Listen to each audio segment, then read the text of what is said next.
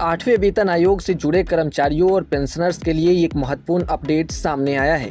Reports के मुताबिक आयोग फिटमेंट फैक्टर 2.57 रखने पर विचार कर रहा है। यदि यह प्रस्ताव मंजूर होता है तो लगभग 49 लाख केंद्रीय कर्मचारियों और 68 लाख पेंशनर्स को फायदा मिलेगा। इसका सीधा असर कर्मचारियों की सैलरी और रिटायर्ड कर्मियों की पेंशन पर होगा। फिटमेंट फैक्टर एक ऐसा मल्टीप्लायर होता है जिसका इस्तेमाल कर्मचारियों की बेसिक सैलरी तय करने के लिए किया जाता है। यह बेसिक सैलरी का आधार बनता है। जब फिटमेंट फैक्टर बढ़ाया जाता है तो न केवल बेसिक सैलरी पे बढ़ती है बल्कि इसके साथ जुड़े भत्ते जैसे डीए और एचआरए भी बढ़ जाते हैं। उदाहरण के तौर पर यदि किसी कर्मचारी की मौजूदा बेसिक सैलरी 18,000 रुपये है और फिटमेंट फैक्टर 2.57 लागू होता है तो उसकी नई बेसिक सैलरी करीब 46,260 रुपये हो सकती है। इस हिसाब से कुल सैलरी में लगभग 30 से 34% तक की बढ़ोतरी संभव है, यानी कर्मचारियों की जेब पर अब इसका सीधा असर पड़ेगा। साथ ही पिछले वेतन आयोग की तरह इस बार भी पेंशन में बढ़ोतरी की उम्मीद है, जिससे रिटायर्ड कर्मचारियों को भी राहत मिलेगी।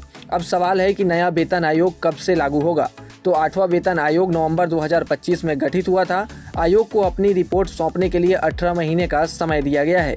इस हिसाब से उम्मीद की जा रही है कि आयोग की सिफारिशें जून 2027 तक सामने आ सकती है। हालांकि रिपोर्ट में कहा गया है कि इसे 1 जनवरी 2026 से लागू माना जाएगा। इसका मतलब यह है कि कर्मचारियों को एरियर भी मिलेगा, यानी पिछली तारीख से लेकर लागू होने तक का वेतन जोड़कर दिया जाएगा। इस बार के वेतन आयोग में नई केंद्रीय कर्मचारियों और पेंशनर्स की उम्मीदें बढ़ी हैं। फिटमेंट फैक्टर बढ़ने से न केवल उनकी मासिक सैलरी में सुधार होगा बल्कि जीवन स्तर में भी सुधार आएगा। सरकार की यह योजना कर्मचारियों के वित्तीय दबाव को कम करने के साथ साथ उनकी आर्थिक स्थिति को मजबूत करने के लिए एक बड़ा कदम मानी जा रही है। अब सबकी नज़रें आयोग के रिपोर्ट पर टिकी हुई है कि आयोग अपना रिपोर्ट कब तक जमा करता है, जिसके बाद से कर्मचारियों और पेंशनर्स की सैलरी में बढ़ोतरी होगी। आयोग के पास 18 महीने का समय है। इस हिसाब से अब समय जल्द ही पास आ रहा है, जिसके बाद कर्मचारियों और पेंशनर्स की सैलरी में बढ़ोतरी मिलेगी। लेकिन इसको लेकर अभी तक कोई आधिकारिक जानकारी सामने नहीं आई है और न ही सरकार ने कोई सूचना जारी की है। हालांकि फिटमेंट फैक्टर के विचार से कर्मचारियों की उम्मीदें बढ़ी हैं, तो कुल मिलाकर यदि फिटमेंट फैक्टर 2.57 लागू होता है तो केंद्रीय कर्मचारियों और पेंशनर्स दोनों के लिए यह एक महत्वपूर्ण और राहत देने वाला फैसला साबित हो सकता है। इससे उनकी वित्तीय सुरक्षा और जीवन स्तर में भी सुधार की उम्मीद बढ़ जाएगी।